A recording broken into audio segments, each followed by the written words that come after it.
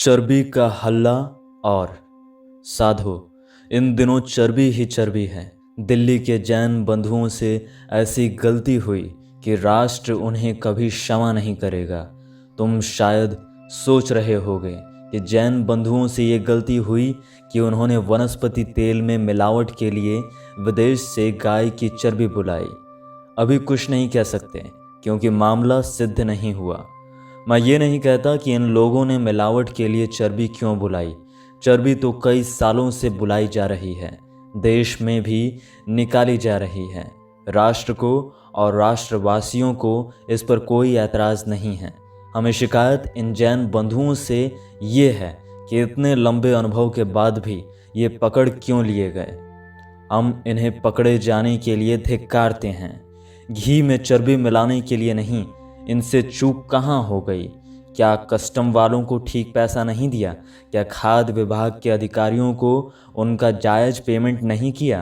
क्या मिलावट पकड़ने वालों को संतुष्ट नहीं किया? क्या राजनीतिक संबंधों में ढील आ गई? कहीं भी भूल जरूर हुई जो चर्बी पकड़ ली गई। साधु, इनकी इस भूल से हमारा मुंह काला हो गया। एक तो ये जैन अहिंसा परमो धर्म वाले, सो जैनी परेशान। मगर जैन बड़े शालीन होते हैं। किसी मुनि ने, जैन धर्म नेता ने, किसी जैन संगठन ने इसकी निंदा नहीं की। मुनि सुशील कुमार भी चुप, आचार्य तुलसी भी चुप, अनुव्रत वाले भी चुप। धार्मिक मामलों में ऐसी ही सहिष्णुता होनी चाहिए कि धर्म भी निपटा रहे और व्यापार भी चलता रहे। साधु, लोग ये कहते हैं कि गौ माता वाला देश, गौ रक्षा के आंदोलन करने वाला देश, मगर घी में गौ माता की चर्बी मिलाकर उससे पकवान बनाकर खाता है। मैं इनसे कहता हूँ कि अगर कंपनी के मालिक मुसलमान होते तब हम गौ भक्ति बतलाते। फिर ये चर्बी आयात की हुई है, विदेशी गाय की। हर देश की गाय हमारी माँ नहीं है। अब तुम कहोगे गुरु, विदेशी चर्बी इतने कारखानों के लिए काफ़ी नहीं है, देसी गाय की चर्बी का इस्तेमाल भी होता है। तो मैं कहता हूँ इसमें क्या अनैतिक है? जो गाय हमें दूध पिलाती है वो माता अगर हमें मिलावट के लिए चर्बी दे देती है तो क्या बुरी करती है? गौ माता धर्म से धंधे को ज़्यादा पवित्र मानती हैं। साधु, धंधे और मुनाफे की नैतिकता अलग होती है, धर्म आचरण अलग होता है। कानून किताबों की चीज़ है, धंधे में आचरण की नहीं। अगर ये सिद्ध हो जाए कि आदमी की चर्बी ज़्यादा अच्छी क्वालिटी की और सस्ती होती है तो गुप्त रूप से स्वस्थ आदमियों के बूचड़ खाने खुल जाएंगे और आदमी की चर्बी निकलने लगेगी। सरकार के मंत्रियों के, पुलिस अफसरों के, शासन के अधिकारियों के सहयोग से ही ये बूचड़ खाने चलेंगे। इसलिए जैन एंड कंपनी सरीखे पकड़ा जाने का डर नहीं रहेगा। वैसे धार्मिक उन्माद के कारण धीरे धीरे सारा देश आदमी का बूचड़ खाना हुआ जा रहा है। पंथ की रक्षा के लिए जिन उग्रवादी सिखों को आदमी की हत्या करनी पड़ रही है, वे वनस्पति घी की कंपनियों से सौदा क्यों नहीं कर लेते?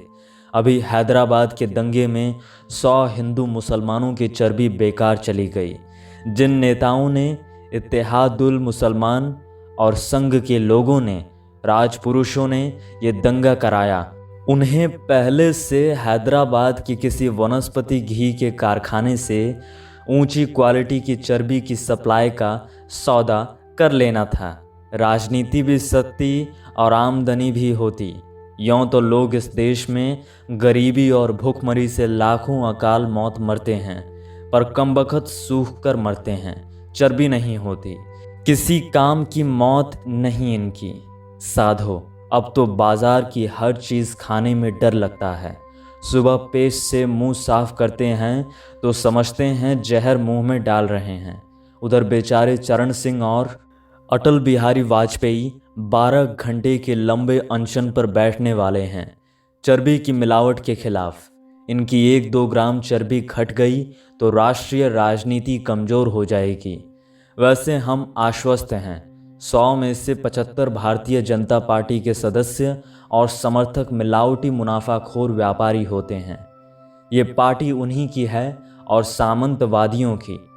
अटल बिहारी अनशन करके इन्हें निर्भय कर रहे हैं। साधो, चर्बी की मिलावट का हल्ला हुआ तो राज्य सरकारें भी सुख बुगाईं। खाद्य विभाग को सख्त हुक्म दे दिया गया कि मिलावट रोको। खाद्य विभाग के लोगों ने व्यापारियों से कहा, सैंपल दो जांच के लिए। अब व्यापारियों ने कहा, हम सैंपल नहीं देंगे। अधिकारियों ने कहा, हम सैंपल लेंगे। ऊपर के आदेश हैं। साधो, तो व्यापारियों ने विरोध में एक दिन बाजार बंद किए। अधिकारियों से कहा, तुम्हें ऊपर का हुक्म है ना, तो हम ऊपर राजधानी जाकर ठीक करा लेते हैं। साधो, मिलावट कई स्तरों पर होती हैं, सिर्फ उत्पादन के स्तर पर नहीं। डिस्ट्रीब्यूटर, होलसेलर, फुटकर व्यापारी, सब स्तरों पर होती हैं। इस सैंपल की जांच में अधिकारियों को आमदनी अच्छी होती, ये सही है, मगर व्यापारियों को डर ये था कि दुकानें बदनाम हो जाएंगी। साधो, अब सैंपल का हल्ला शांत है। इसका मतलब है कि व्यापारी ऊपर राजनीतिक नेता वर्ग से मिल गए। व्यापारियों ने कहा होगा, आप लोगों को आगामी चुनाव का तो ख्याल करना चाहिए। तो साधु, ये सब कसरतें बेकार हैं। मुझे उम्मीद है जैन बंधुओं का भी कुछ बिगड़ेगा नहीं। पर्यूषण पर्व कभी प्रदूषण पर्व नहीं होगा। बीच बीच में हल्ला होता है और फिर दुराचार टेढ़ा होकर आगे बढ़ता है। कौन किसे सदाचार सिखाए, कौन रोके, कौन पकड़े, कौन सजा दिलाए, कड़ी में कड़ी तो फंसी है।